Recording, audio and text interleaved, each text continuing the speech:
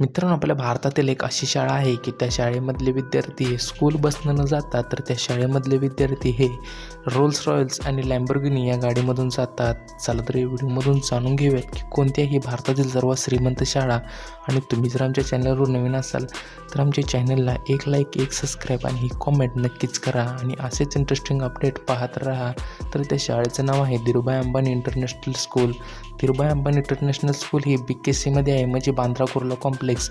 ही शाळा नीता अंबानींनी 2003 रोजी आपल्या सासऱ्याच्या नावाने म्हणजेच धीरूभाई अंबानी यांच्या नावाने बनवली होती.